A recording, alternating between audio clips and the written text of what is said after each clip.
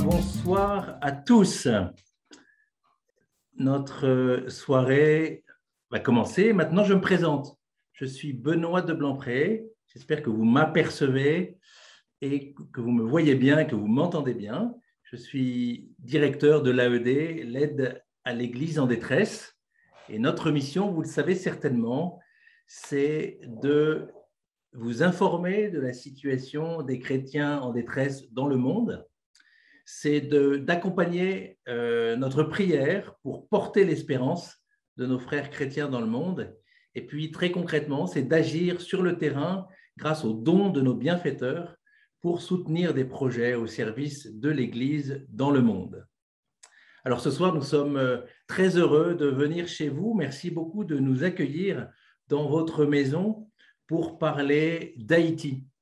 Vous savez, ce pays le plus pauvre, un pays très pauvre qui a été touché cette année encore par un violent séisme qui a touché une grande partie du pays.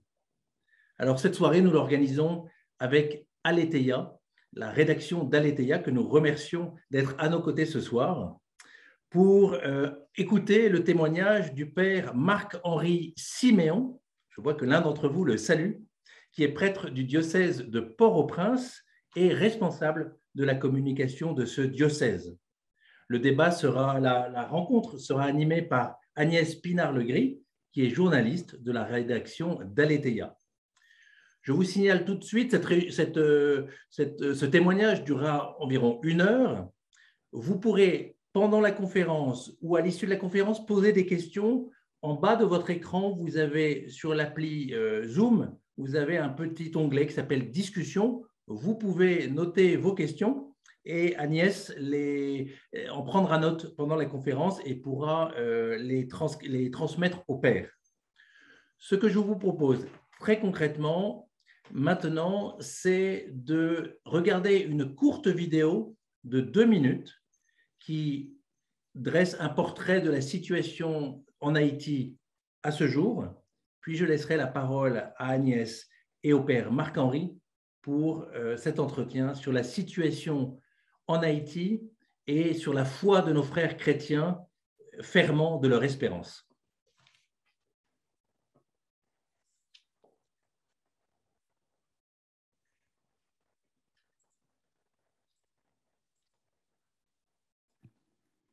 Haïti, le paradis du chaos.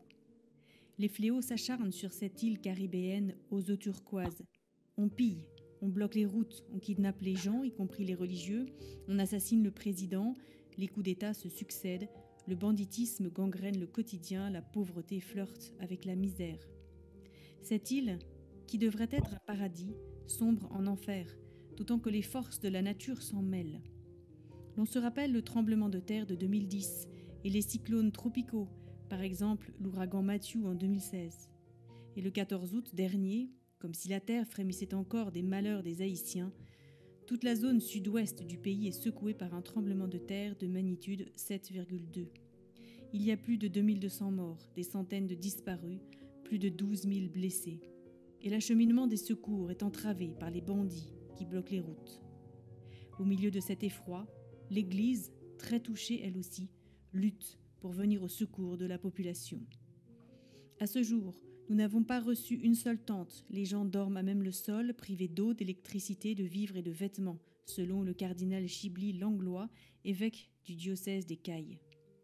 Dans ce seul diocèse, l'on compte près de 700 morts, plus de 2000 blessés et 11 500 habitats endommagés, 246 églises détruites ou endommagées, en plus des presbytères et des écoles sévèrement touchées. Monseigneur Joseph Gontran d'Écoste, évêque de Jérémie, a fait part aux bienfaiteurs de l'AED de son infinie gratitude pour leur proximité spirituelle, leur solidarité concrète, leur soutien moral et spirituel et les aides de toutes sortes qu'ils ont apportées au diocèse pour l'aider à surmonter cette catastrophe porteuse d'angoisse et de souffrance.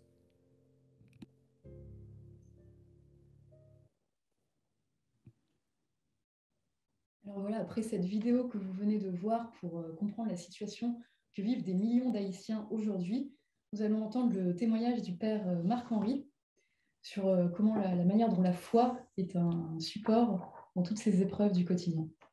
Mon père, c'est à vous. Je remercie Monsieur le directeur de l'AED France, Monsieur Benoît de Blampré, ainsi que toute l'équipe de l'AED, particulièrement Nathalie Chambon et Bénédicte Ranchon. Je ne peux pas manquer de remercier également Agnès Pinard-Legris, qui est journaliste à l'ETIA France et qui, en acceptant d'animer cette visioconférence, participe d'une certaine manière à cet acte de solidarité envers Haïti et les victimes du séisme du 14 août dernier, qui a rendu encore plus sombre le quotidien des Haïtiens dans un pays qui a été déjà à genoux. Dans ce contexte, je suis honoré d'être avec vous pour cette visioconférence et d'être ainsi le relais de la voix de tous ces semeurs d'espérance, ces témoins de la foi et de l'amour qui permettent à ceux qui vivent cet éprouvant quotidien de regarder l'avenir avec optimisme.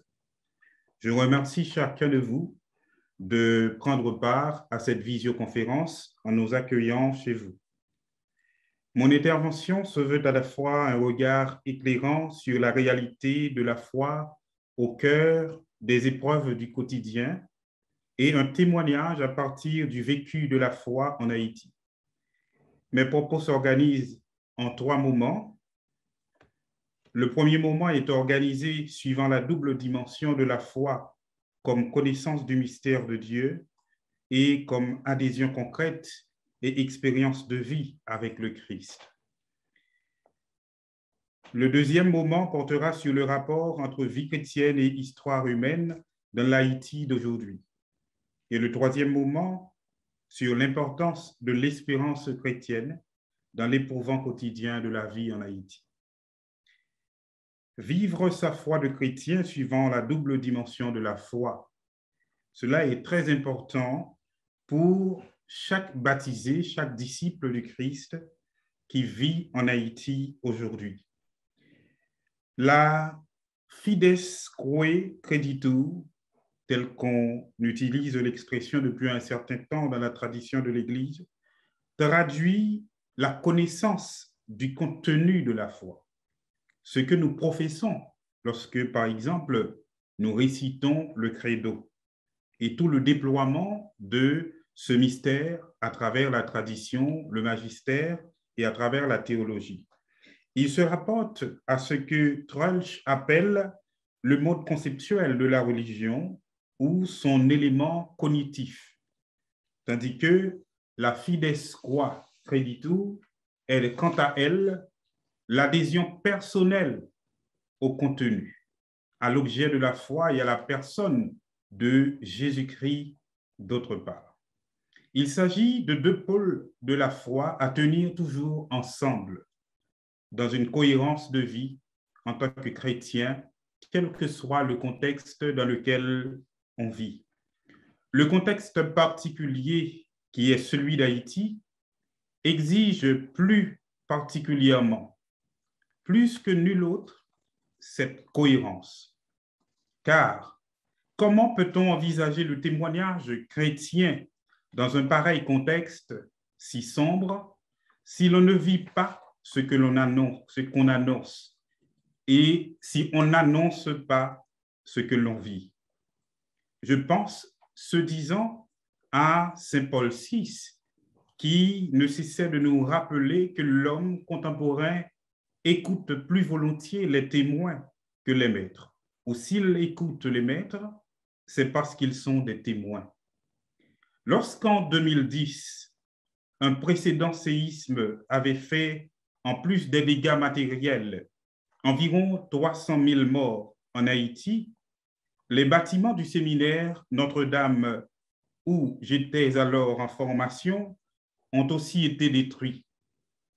Tandis que c'est les conférences sœurs de la conférence des évêques d'Haïti avaient offert à notre conférence la possibilité de nous accueillir, nous autres séminaristes, pour la suite de notre formation à la suite de ce séisme, nos évêques, les évêques d'Haïti, avaient fait le choix courageux de la cohérence du témoignage en nous invitant à rester et à vivre l'épreuve au milieu de ceux vers qui nous serions plus tard envoyés. Ce choix n'est pas celui de la facilité, mais il est le choix de la fidélité du disciple missionnaire à ce qui est à la fois son maître, celui qui est à la fois son maître et son mandant. La foi est cette cohérence, la foi est cet engagement à connaître toujours mieux le contenu de la parole de Dieu, comme le précise le directoire sur la catéchèse de 1997, mais elle est aussi une relation existentielle, concrète, réelle avec Dieu. Cette relation ne se vit pas dans la facilité, elle se vit aussi au cœur des difficultés, en sachant que à nos côtés, il y a des frères dans la foi, comme ceux qui, par l'AED, viennent en ces moments difficiles au secours des victimes en Haïti. Cette relation faite de confiance, d'espérance et d'adoration, cette cohérence de la foi qui se vit dans une totale adéquation entre la fidesque comme connaissance de Dieu et la fidesque comme vécu de la foi, entre l'intelligence de la foi et le vécu de la foi. Elle engage l'homme tout entier dans une option radicale qui se vit pour la gloire de Dieu et le salut du monde. Le deuxième moment de mes propos porte sur la vie chrétienne en rapport avec l'histoire humaine dans l'Haïti d'aujourd'hui. Nous savons tous que devenir chrétien ne veut pas dire fuir le monde, ni être enlevé du monde. Dans mon essai « Église et médias au-delà du paradoxe », paru au début de cette année aux éditions Pro à Port-au-Prince et qui va dans quelques jours être réédité ici en France, j'ai souhaité proposer à mes lecteurs, comme sujet ayant vécu le douloureux moment du tremblement de terre de 2010, une réflexion éthique actuelle sur l'enjeu des moyens qui nous permettent d'évangéliser aujourd'hui.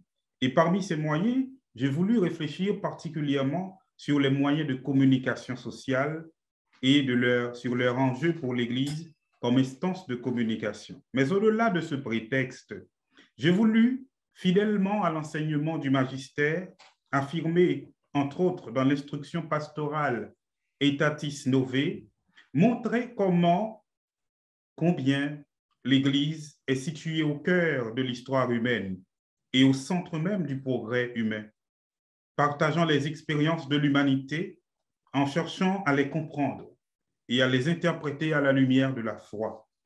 Tel est ce que la foi exige de nous aujourd'hui en Haïti. Le christianisme est une religion incarnée. Comme je l'ai rappelé dans ce même essai, l'Église est l'expression visible et sociétale de la religion dans sa dimension objective.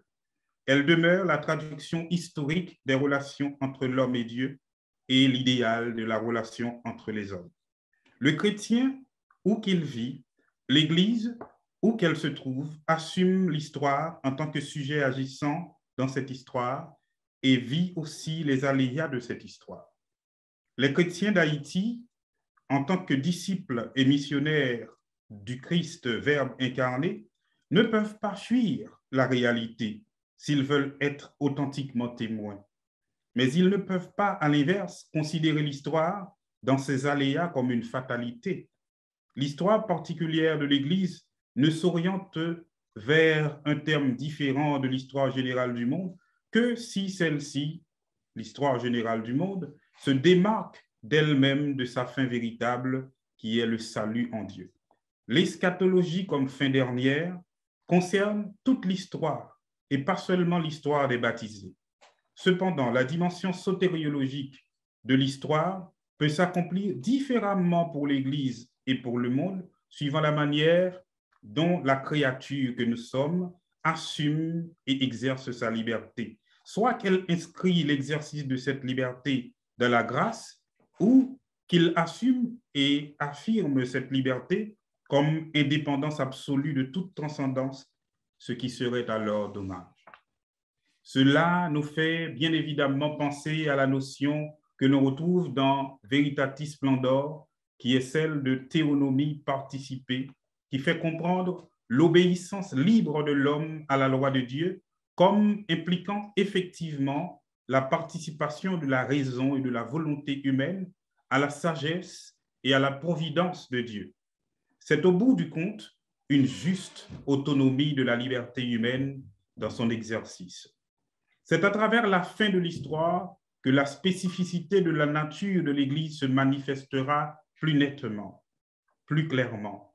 L'histoire telle qu'elle se déroule aujourd'hui est un lieu clair-obscur. La foi seule nous permet de voir clairement la fin vers laquelle nous nous orientons dans une dynamique de grâce. En outre, les événements de l'histoire concernent tout autant l'Église que le monde. Ils touchent tout autant l'Église que le monde. Il suffit pour s'en convaincre de regarder le bilan de tous les événements naturels qui ont touché Haïti.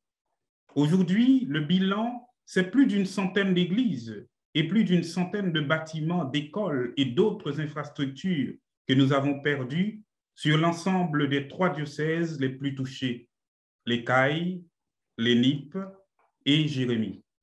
Plusieurs prêtres sont morts lors du séisme.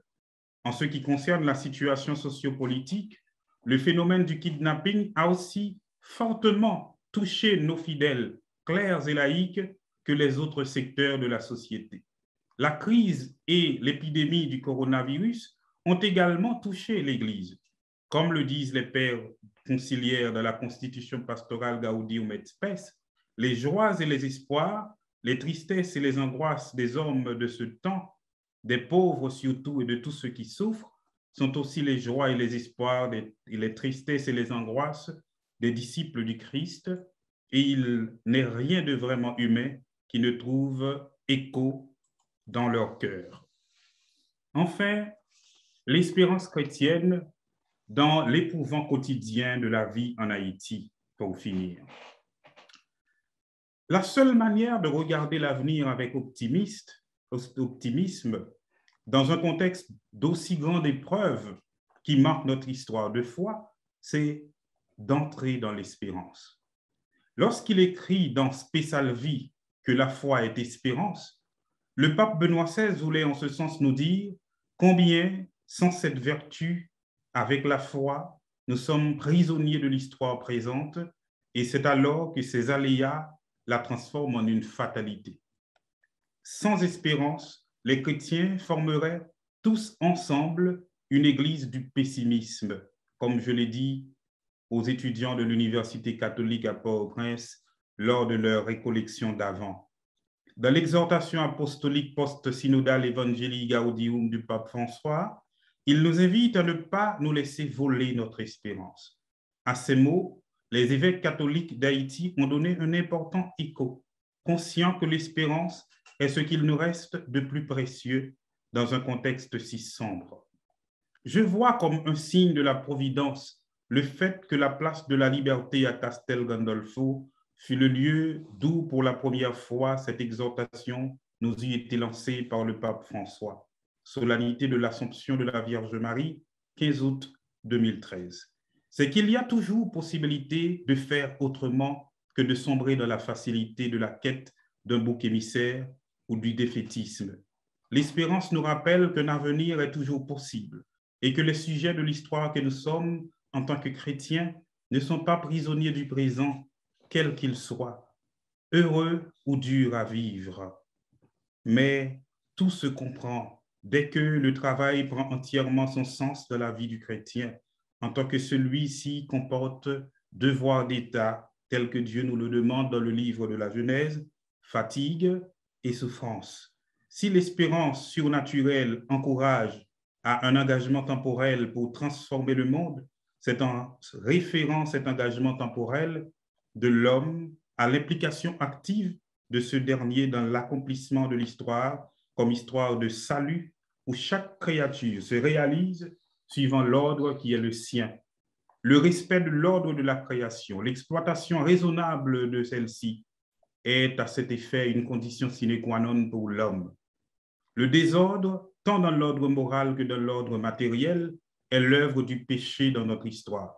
Le pape François écrit à ce sujet dans Spe Salvi que la rédemption accomplie dans le Christ nous donne l'espérance en vertu de laquelle nous pouvons affronter notre présent. Le présent, même un présent pénible, dit-il, peut être vécu et accepté s'il conduit vers un terme. Et si nous pouvons être sûrs de ce terme, si ce terme est si grand qu'il peut justifier les efforts humains.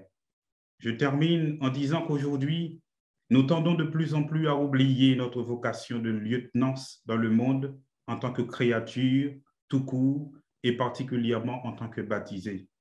Nous vivons parfois sans espérance parce que nous déléguons toute cette fonction de lieutenance qui définit pour partie notre vocation originelle et nous tendons à croire que ceux à qui nous déléguons l'exercice des tâches régaliennes d'État de la cité terrestre nous dispensent de notre devoir d'État de travailler en vue de la société juste et humaine qui doit advenir. Cette mission de lieutenance est ce qui fait de nous de véritables coopérateurs de Dieu dans la création.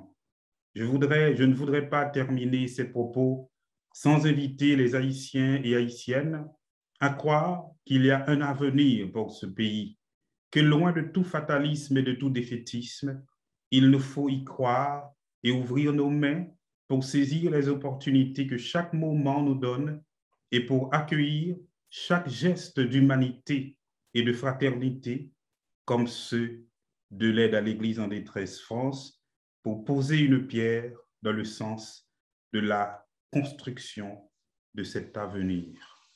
Je vous remercie tous. Merci Père Marc-Henri pour cette belle méditation sur l'espérance. Alors maintenant, nous allons entrer un peu plus concrètement dans le quotidien de l'Église d'Haïti, des chrétiens d'Haïti. Est-ce que pour commencer, vous pouvez nous en dire un peu plus sur la situation des diocèses depuis le tremblement de terre qui a ravagé Haïti mi-août? Alors, la situation des diocèses, aujourd'hui, les diocèses touchés par le séisme, c'est une situation, un bilan assez lourd, où aujourd'hui, on est incertain de ce qu'on va faire de nos jeunes, de nos enfants qui doivent aller à l'école. On ne sait pas encore ce qu'on va faire pour remettre debout nos églises, je parle des bâtiments, et on vit avec cette espérance et on essaie d'infuser cette espérance à chacun pour que chaque Haïtien puisse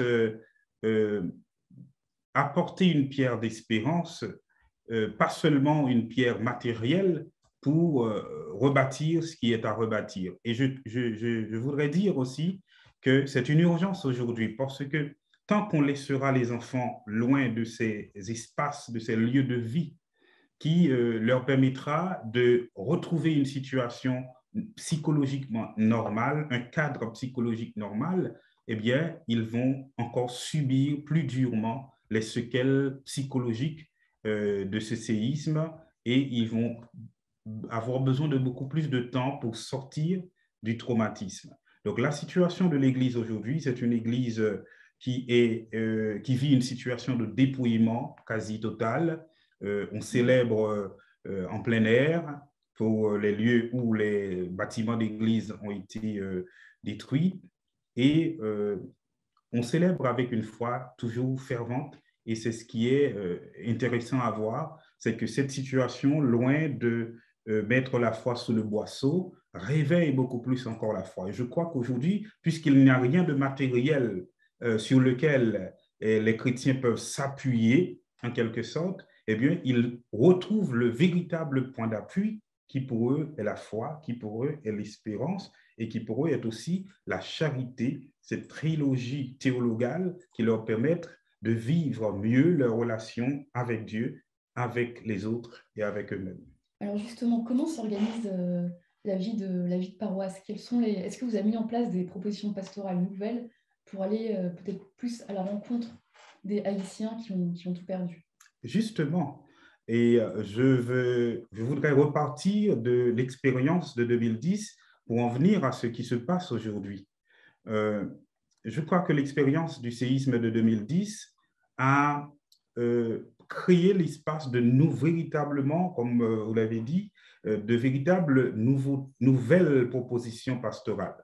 On a vu les pasteurs, les prêtres, les agents pastoraux, les religieux et religieuses qui accompagnent les communautés de foi trouver de nouveaux moyens pour continuer à faire vivre la foi, pour encadrer les fidèles. À un certain moment, où les prêtres célébraient en pleine rue, dans les quartiers, avec les gens qui vivaient, qui dormaient à même le sol, qui dormaient à ciel ouvert. Et il y a une notion que la 5e conférence des évêques latino-américains et des Caraïbes, le CELAM, avait mis en avant lors de cette conférence d'Aparecida, c'est la notion de mission capillaire. Vous savez ce que c'est que la capillarité, les capillaires sanguins? Donc, les évêques avaient invité les pasteurs et les communautés d'église à laisser la mission de conservation, comme le pape François ne cesse de le redire aujourd'hui, et aller vers une pastorale innovante qui n'attend pas que les gens viennent vers nous en tant que pasteurs, en tant que laïcs, agents pastoraux dans les communautés, mais à aller vers eux, non seulement géographiquement par le déplacement, mais aussi à prendre les devants par rapport à leurs besoins spirituels. Donc, j'ai vu ce zèle chez les pasteurs, j'ai vu cet engouement chez les fidèles laïcs qui se sont mis avec les prêtres pour aller vers les gens, pour les accompagner dans cette douleur. Et cela fait que, loin de mouvements toujours centripètes qui fait que tout va vers le centre, là, on est entré dans un mouvement centrifuge où l'Église est tournée vers les autres. L'Église cherche à aller vers les autres pour les encadrer et les accompagner jusqu'au bout du chemin. Alors c'est vrai que de nombreuses organisations, l'AED également, ont lancé un appel afin de soutenir Haïti. Mais comment vous, sur place, vous ressentez cette solidarité? Pour commencer, j'aimerais d'abord remercier ces organisations qui ont toujours manifesté leur solidarité, ces gens qui donnent à chaque fois au travers de ces organisations, dont l'AED, pour pouvoir aider les chrétiens et en général les Haïtiens victimes. Mais j'aimerais dire aussi, en tout cas, j'aimerais me poser la question, comment cette aide pourrait, à un certain moment, nous aider à dépasser l'urgence. Je sais que ce n'est pas à ceux qui viennent nous aider de résoudre nos problèmes à notre place, mais la question reste posée, à savoir comment on peut, nous, Haïtiens, nous pouvons faire de nouvelles propositions à nos frères étrangers et à nos sœurs étrangères qui viennent nous aider pour que nous puissions leur proposer quelque chose. Parce qu'il arrive que souvent, lorsque les étrangers, les frères, les sœurs de l'extérieur viennent nous aider, ils nous trouvent démunis de tout, c'est-à-dire même de propositions. Et là, je parle particulièrement des responsables publics qui souvent n'ont pas de proposition, qui, on dirait, ne s'attendaient pas que ces genres d'événements naturels allaient se produire. Alors que, en réalité, depuis le 19e siècle et même le 18e siècle, des études scientifiques ont été menées sur la fragilité sismique, géomorphologique d'Haïti. Donc, avec cette vulnérabilité de la population et des infrastructures, on ne peut que s'attendre à des catastrophes lorsqu'il y a des événements de ce genre qui se produisent. Donc, je pense que désormais, nous devons être plus vigilants, non seulement par rapport à notre situation dans l'espace, à la manière dont nous habitons l'espace, parce que nous savons que l'espace est fragile, en tout cas fragilisé par cette situation géologique. Donc, nous devons toujours nous y attendre. Je pourrais citer ici le docteur Claude Prepty, qui est ingénieur géologue, qui ne cesse de se faire un héros pour, et en tout cas, interpeller la conscience de chacun sur le fait qu'à n'importe quel moment, il peut y avoir un séisme. Et il dit toujours que le séisme, ce n'est pas une fatalité, il faut s'y préparer parce qu'on ne sait pas exactement quand cela va se produire. Donc, je crois qu'aujourd'hui, la question se pose d'abord à nous, Haïtiens, de savoir qu'est-ce que nous avons comme véritable proposition à faire aux partenaires et aux amis qui viennent nous aider lorsque ces genres de choses se produisent. Mais effectivement, aussi, quand on perd tout du jour au lendemain, c'est pas toujours évident d'arriver à se montrer, à être un soutien pour son prochain, à venir en aide à une famille dans le besoin. Est-ce que vous ressentez, vous, dans vos paroisses, dans vos diocèses, une fraternité, une solidarité entre les Haïtiens, dans les communautés chrétiennes, mais également au sein de la société haïtienne? J'aimerais dire que souvent on croit qu'on a besoin de beaucoup pour venir en aide aux autres. Et ces situations de catastrophe me prouvent que lorsqu'on est dépouillé de tout, à ce moment-là, on est aussi libéré de tout ce qui peut nous retenir, de tout ce qui peut nous retenir et nous empêcher d'aller dans un élan de fraternité et de solidarité vers les autres. Je me rappelle, lors du séisme de 2010, tout le monde était touché. Il y en a qui avaient perdu des êtres chers, des proches. Mais au-delà de tout cela, rien ne les retenait pour aller aider quelqu'un qui était encore en vie sous les décombres à sortir de là. Ils allaient recommencer à penser à leurs propres problèmes à partir du moment où ils auront déjà aidé quelqu'un à sortir de là et à demeurer, à sauver la vie, à demeurer en vie. Donc, je crois que souvent, c'est au contraire ces moyens que nous avons et qui alourdissent notre élan de solidarité qui nous empêchent d'aller vers les autres. Parfois, le dépouillement peut être nécessaire pour pouvoir mieux aller vers les autres. Je crois que même l'AED vit parfois cette situation parce que lorsque ces genres d'événements se produisent, parfois, ils n'ont pas et tout de suite, parfois dans leur budget, les moyens d'aller à l'aide aux victimes. Et c'est à ce moment-là qu'ils sollicitent la générosité des autres. Et à ce moment-là, tout le monde, dans un élan de ferveur, de fraternité, de solidarité, viennent apporter ce qu'ils peuvent et à ce moment-là, par le moyen de l'AED, ils atteignent les victimes. Donc, je crois que ce n'est pas perdre tout ce qu'on a ne peut nous empêcher d'aider, ne peut nous empêcher d'aller vers les autres. Est-ce qu'on pourrait parler d'une forme d'évangélisation dans le dépouillement? Bien sûr, bien sûr. Si nous prenons l'exemple même du Christ, c'est par le dépouillement qu'il est venu vers nous. L'incarnation, on l'appelle en théologie kénose. Et le mot kénose veut dire exactement se dépouiller de tout. Se dépouiller de ça. Il s'est dépouillé de sa gloire, de sa divinité pour devenir homme et unir cette divinité à notre humanité. Et c'est ainsi qu'il nous a sauvés. Donc je crois que parfois, il faut se... Imaginez par exemple, vous sortez du supermarché et vous voyez quelqu'un qui va faire une chute parce qu'il se glisse quelque part. Et vous avez deux bagages qui embarrassent vos deux mains. Alors à ce moment-là, je crois que la première chose que vous allez faire, c'est déposer sans même prendre le soin de les poser quelque part, mais lâcher ce que vous avez en main pour porter secours à la personne. Donc, parfois, littéralement, ce dépouillement est nécessaire pour pouvoir aider. Je ne sais pas si vous avez des exemples pour nous permettre de mieux comprendre cette solidarité, des situations que vous avez vues, que vous avez vécues. Je vais prendre, Agnès, un exemple assez banal qui n'est pas extraordinaire à première vue. Lors du tremblement de terre de 2010, j'étais le premier à sortir du bâtiment du séminaire parce que j'ai sauté de l'étage où j'étais et à ce moment-là, j'ai vu le bâtiment s'effondrer. Et là, j'ai commencé à pleurer parce que j'imaginais le nombre des jeunes qui étaient présents à l'intérieur et je me suis dit, tous ces jeunes-là vont mourir.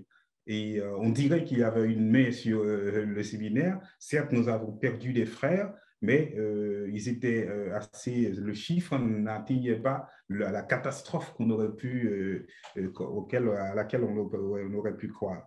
Donc, à ce moment-là, moi, je suis sorti seulement avec mon t-shirt parce que je venais de sortir de la douche et je n'ai pas réfléchi un instant à reprendre quelque chose pour me couvrir entièrement le torse. Et à ce moment-là, quand je suis arrivé dehors, à un certain moment, j'ai senti quelqu'un poser quelque chose sur mon dos. Et c'était un frère, un séminariste, justement du diocèse de Jérémie, qui aujourd'hui est frappé. Et je crois qu'en regardant cette conférence, il se reconnaîtra, qui avait enlevé sa chemise puisqu'il avait un maillot en dessous et il a gardé son maillot et il m'a donné cette chemise pour me couvrir.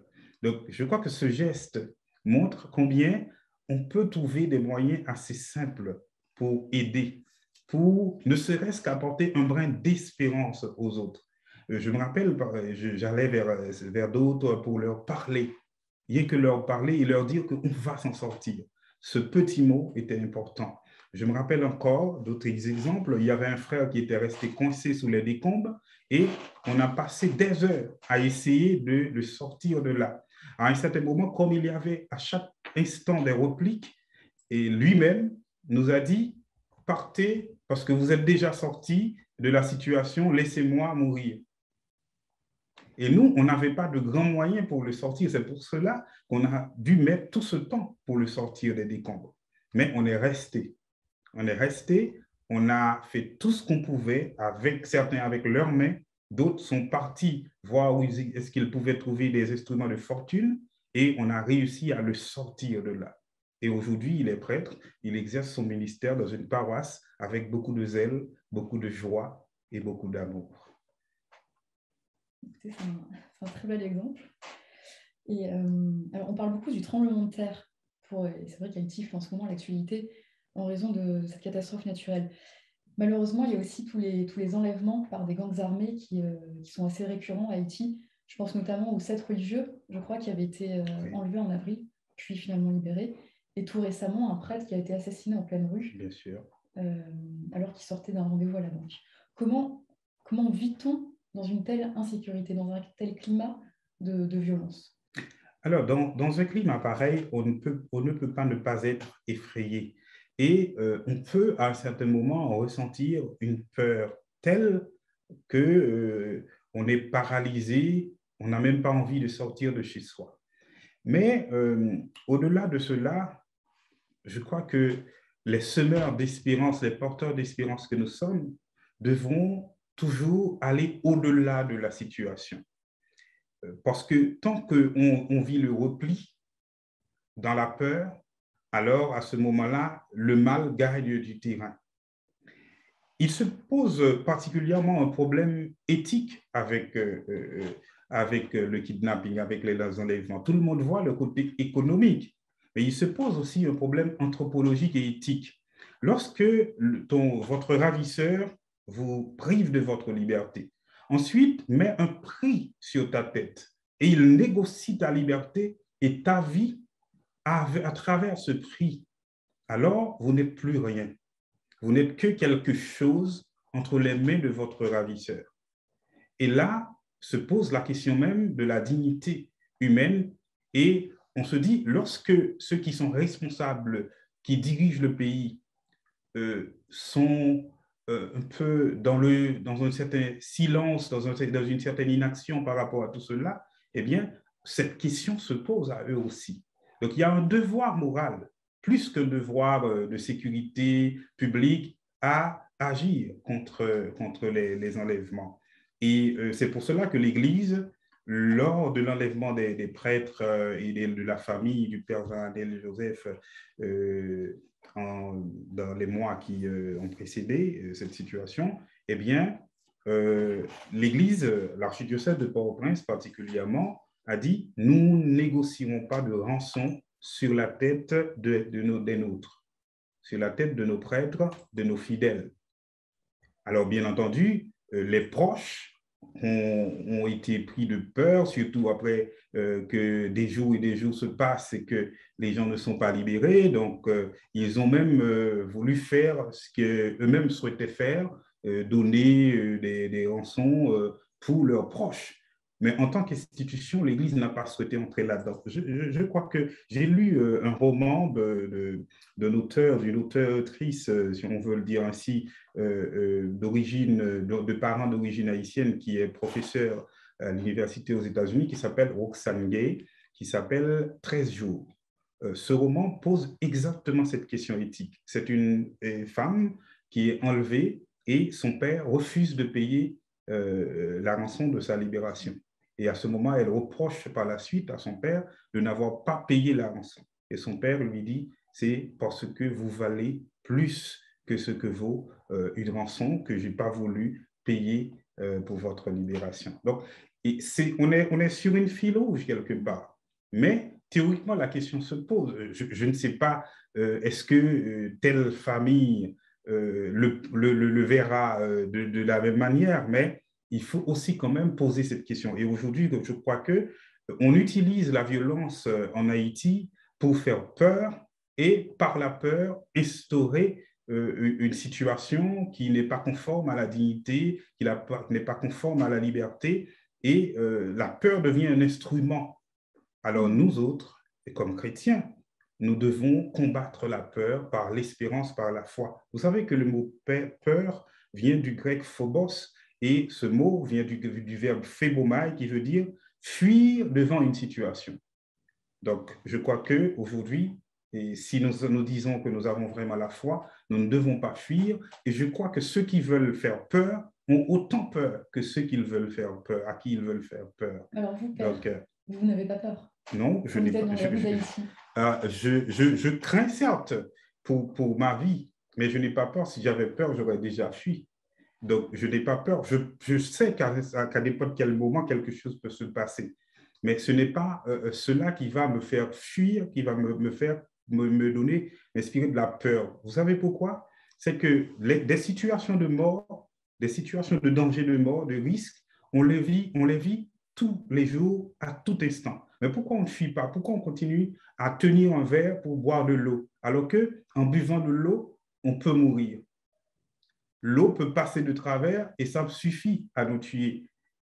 Pourquoi on continue à prendre la rue alors qu'en traversant, un chauffeur peut faire une erreur et on bascule vers la mort? Il y a autant de situations où nous affrontons le mal. Le bien et le mal s'affrontent continuellement en cette histoire présente qui est la nôtre. Mais nous voyons surtout les situations spectaculaires. Donc aujourd'hui, je crois que par la foi, l'espérance et par l'agir, en tant que chrétiens, nous qui portons ces étincelles de lumière en nous, en raison de notre baptême et de notre communion avec le Christ, nous devons continuer à illuminer ce monde qui est ce monde microscopique qui est celui d'Haïti pour dissiper les ténèbres et faire régner le bien. Parce que chaque fois qu'il y a un disciple de la vérité et de l'amour qui fuit, le mal gagne du terrain. Oui. Alors c'est ce que vous dites. J'imagine que vous avez déjà eu des fidèles inquiets pour leur vie, inquiets de la situation, qui sont venus vous voir pour vous partager. Bien entendu, on ne peut jamais. La question de la décision pose un problème moral de l'exercice de la liberté. Donc, quel que soit ce que je peux dire à quelqu'un, à un fidèle ou à une fidèle, cela ne lui empêchera pas de prendre sa décision. Elle reste libre dans sa décision. Mais qu'est-ce que je peux lui dire? Ça, c'est important. Ça peut faire tout un monde de différence, certainement. Donc, je prends le temps souvent d'écouter d'abord les gens. Parce qu'à travers l'écoute se déroule le tissu de ce qui fait peur, se déroule le tissu de ce qui fait souffrir.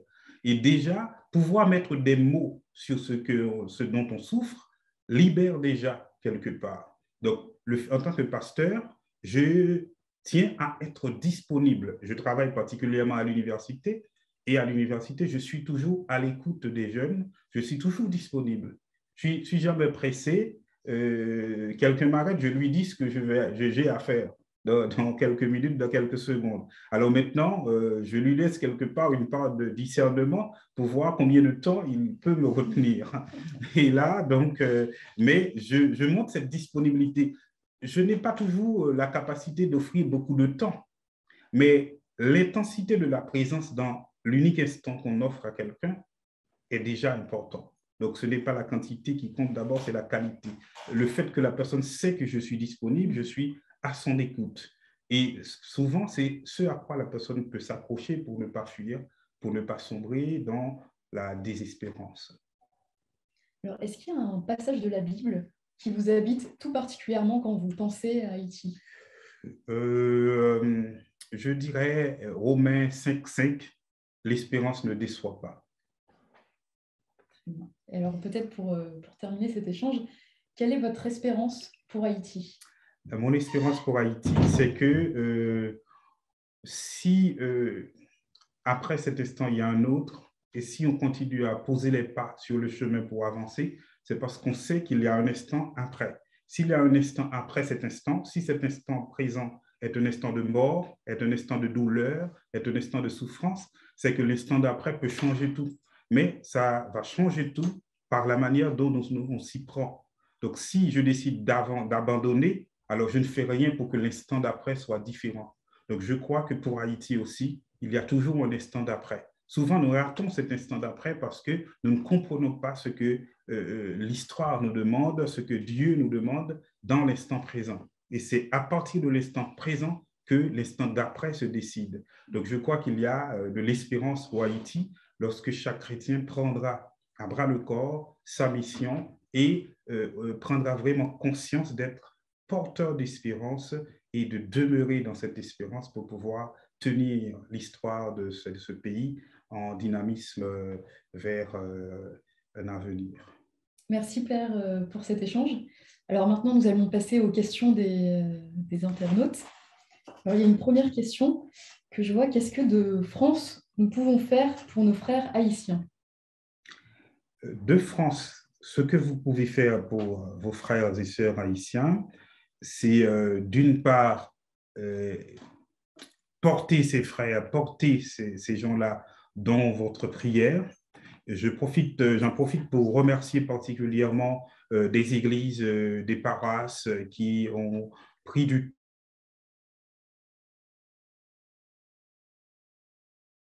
temps des religieux à prier. Ils avaient toujours une intention dans la prière universelle du dimanche pour nous. Je leur remercie de tout cœur et je vous dis, c'est d'abord ainsi que vous pouvez aider ce peuple. Aujourd'hui, dans le texte de la liturgie, Saint Paul nous invite à prier à tout instant pour tous les hommes. Donc, je crois que ça, c'est important. Ensuite, ne calculez pas si ce que vous pouvez donner est immense ou peu.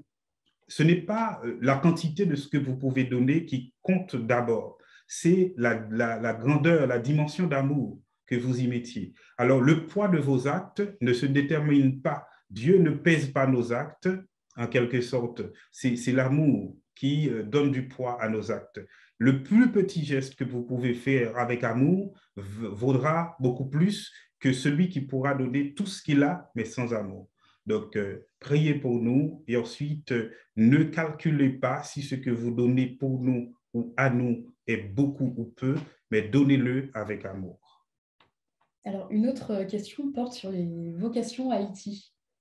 Voilà, alors l'état des vocations, est-ce qu'il y a eu des impacts avec les... Oui, en fait, la situation n'a pas impacté en quelque sorte la vocation. Au contraire, je crois que le témoignage que les chrétiens, pas seulement, souvent les gens pensent que ce sont seulement les prêtres, les religieux, ceux qui sont dans la vie consacrée, qui inspirent ceux qui ont la vocation, qui se sentent appelés. Les familles sont les premiers lieux où germe la vocation.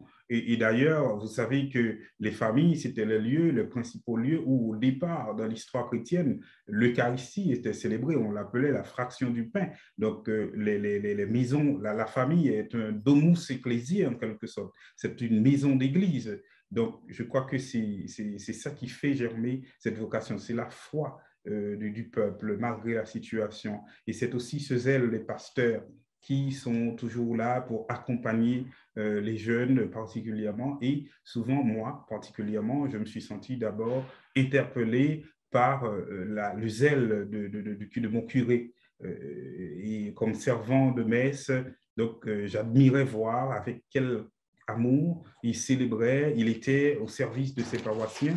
Et tout ce que Dieu m'avait, ce à quoi Dieu m'avait appelé, s'interprétait à travers ce geste du curé, ces gestes du curé. Donc, en quelque sorte, chacun de nous, on est médiateur de la vocation des autres.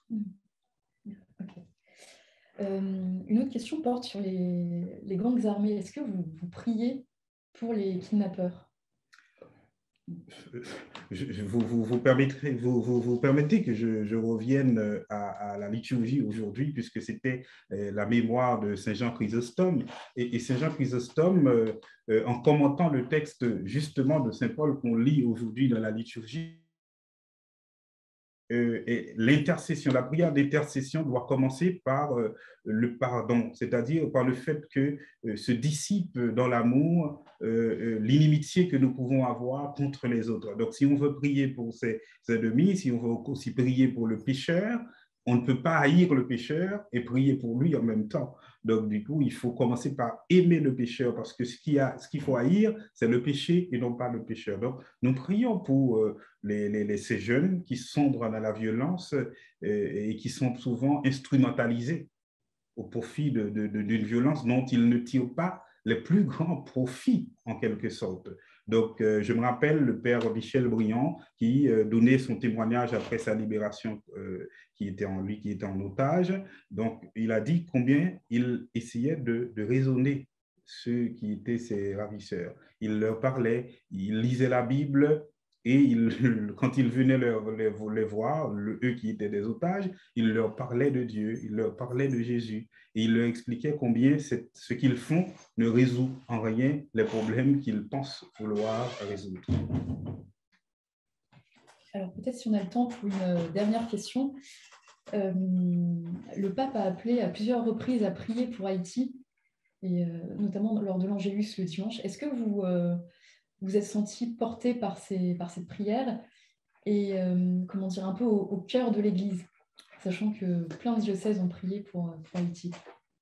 Bien sûr, de même qu'on est porté par la prière de nos frères qui sont en France, ailleurs, on est encore plus porté quand on sait que c'est le pasteur de l'Église qui prie pour une église particulière, pour des églises particulières.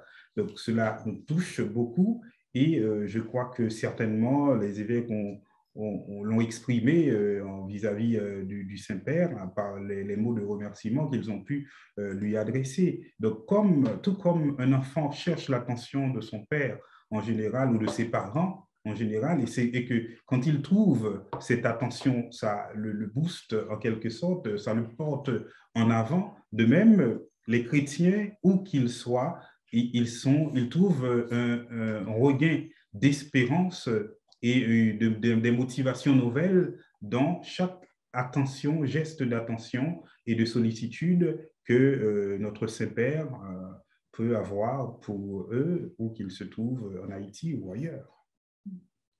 Alors, nous avons une toute dernière question sur l'aide. Alors, il y a l'aide ponctuelle, après une catastrophe naturelle ou sur un événement bien particulier, et l'aide de plus long terme à des organisations caritatives, une aide dans la durée. Qu'est-ce que vous en pensez? Qu'est-ce que ça peut, en quoi ça peut aider Haïti? Je crois que les deux sont importants. L'aide ponctuelle nous aide à répondre à l'urgence. Et l'urgence, c'est important d'y répondre quand on regarde ce qui se passe aujourd'hui avec les victimes du séisme dans le diocèse des Cayes, à Jérémie, et dans le diocèse des Nippes. On se dit, mais il faut faire quelque chose, parce que l'homme que Dieu a créé avec cette dignité inaliénable, alors ne peut pas vivre des conditions matérielles telles. Donc, il faut faire quelque chose. Beaucoup de gens posent des actions d'humanité envers ces gens. Moi, je préfère parler d'action d'humanité que d'action humanitaire, parce que souvent, l'humanitaire est dépourvu de tout humanisme. Donc, il faut allier l'humanitaire à l'humanisme pour vraiment avoir des actions d'humanité. Donc, beaucoup de gens posent des actions de ce genre, et ça, c'est important. Il faut répondre à l'urgence. Il faut donner au moins un toit, mettre un toit sur la tête de ces gens, même à travers des abris provisoires. Il faut se poser la question de quoi ils vivent au jour le jour en attendant de retrouver une situation normale. Mais en même temps, il faut aussi penser au long terme, effectivement, comme vous l'avez dit. Donc, je pense qu'aujourd'hui, il faut penser comment à la fois reconstruire, mais reconstruire de manière plus rationnelle, plus raisonnable. Reconstruire en sachant qu'il faut tenir compte des risques sismiques. reconstruire en relocalisant les populations. Et ça va demander peut-être des décisions drastiques de la part des responsables publics, parce que des études ont montré que les lieux, des endroits où il existe plutôt du sable mouvant, etc., quand il y a des séismes, ça peut causer beaucoup plus de dégâts quand on construit sur le socle solide, sur le roc.